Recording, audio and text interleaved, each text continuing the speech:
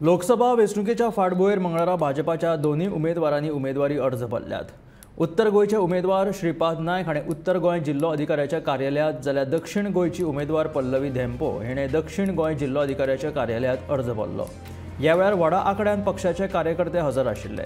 अर्ज भरल्या उपरांत दोन्ही उमेदवारांनी भाजपाच जैतिवंत जातली म्हणून प्रतिक्रिया दिल्या।